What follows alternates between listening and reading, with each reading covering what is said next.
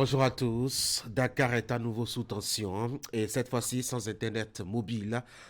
Et désormais, le président Macky Sall, autorisé par le Parlement, d'où les opposants ont été évacués par les militaires hier, autorisé donc à rester au pouvoir jusqu'en décembre prochain plutôt qu'au lendemain de la présidentielle devant se tenir vers la fin de ce mois de février. Nous allons parler de cette actualité-là lors de nos débats tout à l'heure.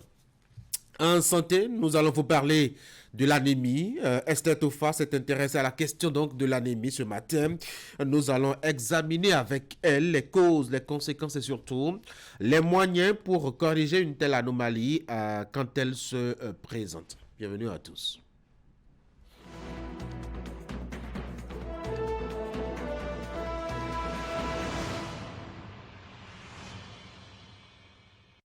Voici chez vous la une des journaux. On va commencer par Fraternité. Patrick Renou à propos de la création du Collège des ministres conseillers. C'est une brèche ouverte pour contenter les partis politiques. Patrick Renou est sociologue politique. Hommage de Nikes Médé au professeur Paulin Rontondi. On l'appelait le petit Paulin illustré. Viol d'une mineure de 8 ans, un homme écope de 30 ans de réclusion criminelle à la criette et puis avis de recrutement d'un consultant par la dette. Détail à la page 10 du quotidien.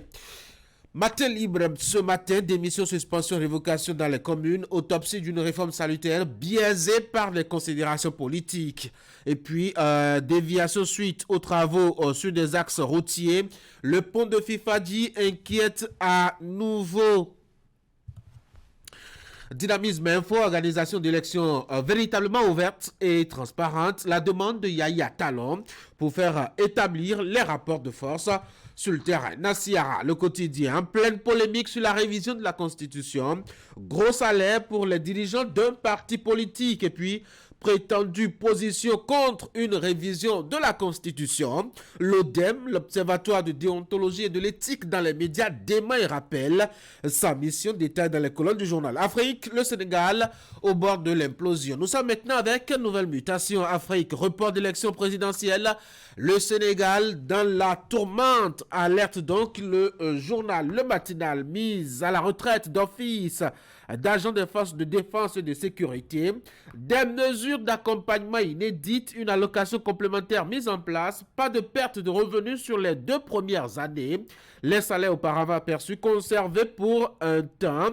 Le matinal vous propose donc autant de détails liés à cette mesure qui fait beaucoup de vagues. Info matin ce matin, syndrome de fin de mandat, quelle mouche pique souvent les chefs d'État africains? Question. Les 4 vérités.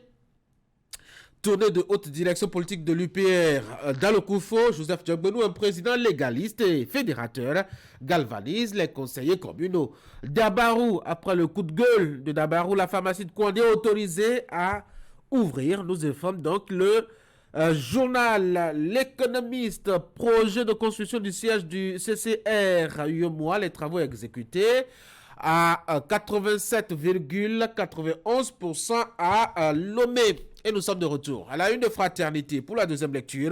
Patrick Renou à propos de la création du Collège des ministres conseillers. C'est une brèche ouverte pour contenter les partis politiques. Hommage de Nikes Médé au professeur Paulin Rontondi. On l'appelait le petit Paulin illustré. Viol d'une mineure de 8 ans. Un homme écope de 30 ans de réclusion criminelle à la criette. Et puis avis de recrutement de consultants par la dette. Détail à la page 10 du journal ce matin.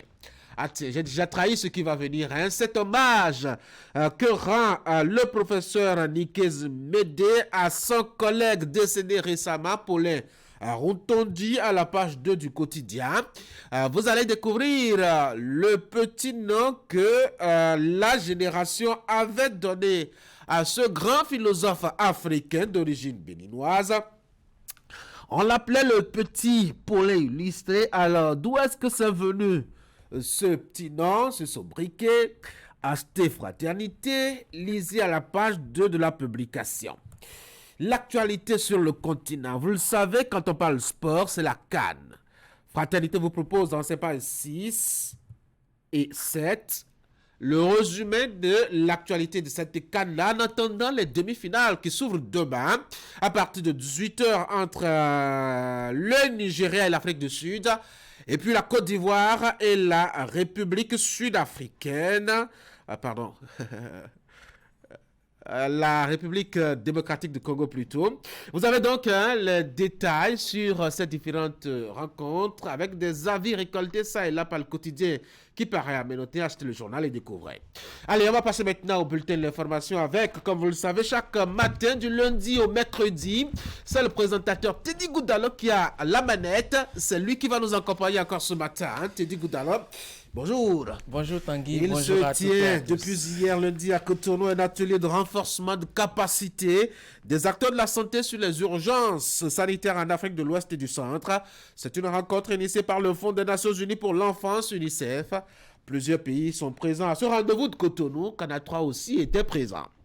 Et puis, dîner de presse avec les médias partenaires de l'Assemblée nationale. L'initiative du président de l'institution, Louis Vlavonou, est à sa 4e édition. La rencontre a consisté pour le porte-parole du président de l'Assemblée nationale, Vitali Bouton, de faire notamment le point des activités qui ont meublé la 2e session ordinaire des députés au titre de cette année 2023 qui s'est achevée. Le point à suivre. Et voici donc le bulletin ce matin.